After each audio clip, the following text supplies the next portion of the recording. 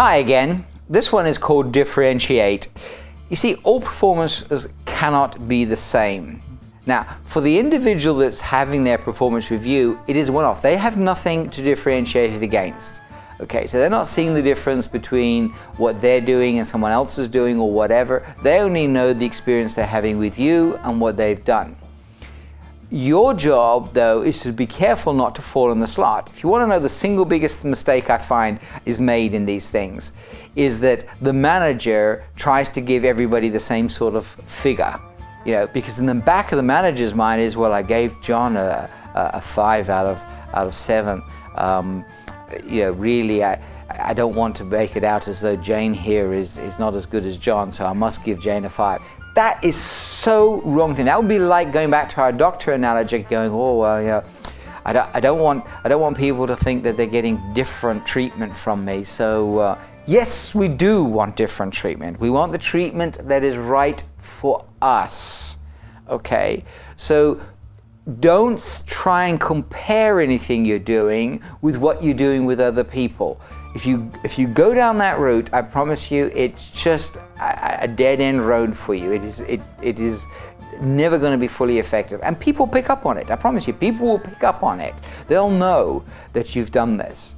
So you've got to see each individual as an individual and treat people as individuals. This is not a beauty pageant. This is not the X Factor where everybody's going to see everybody and everybody's going to see each other, and so you know you're rating it against that. It just isn't that. This is private, this is confidential, this is in their best interest, your best interest, and the company's interest, not what John's done or anything else. So rate people very honestly when you're doing this. Give them genuine feedback on numbers that is really meaningful to what they are doing and where they are in their performance. Think about how you approach having those discussions. If the person themselves starts saying, oh well, you know, I got a 5 last time, why are you giving me a 4 this time? That's another problem, because the person starts thinking about it in terms of, oh well, you know, this may affect this and that could be that, and you know, they start thinking about it in negative ways. You are trying to give them a genuine rating based on what's happened.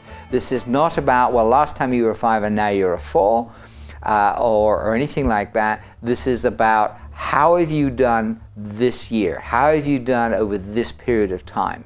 And what is the area for improvement? If you come from the position that there's always area for improvement, then the likelihood that you're going to give a full rating is negligible, because there's always areas for improvement.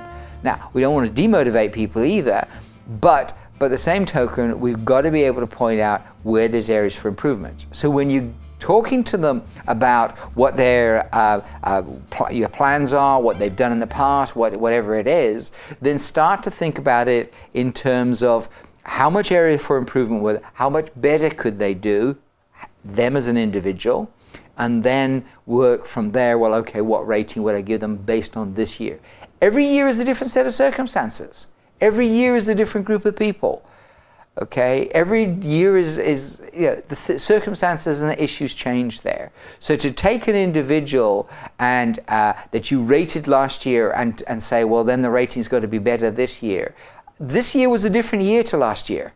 There weren't the same issues, there weren't the same problems, there weren't the same. So you're starting afresh, you're looking at it afresh in each case.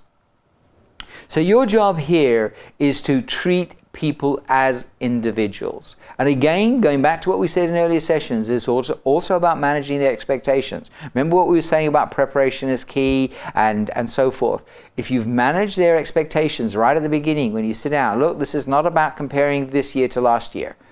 Okay, this is about looking at what you've done this year, looking what you could have done better this year, looking what you've learned from this year that will help us with next year.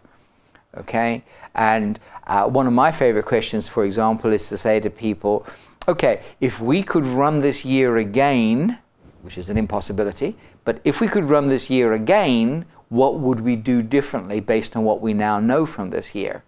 That's a tremendous conversation. And you can be honest and say, and I could have helped you better on that issue, and yes, I should have done that. So it can become a nice two-way dialogue about the situation, but it's great for giving good feedback, treating people as individuals, and then it takes us into the final section, which is about getting and setting proper objectives. So I hope that's got you thinking, and I'll see you again shortly. Thanks for that. Bye.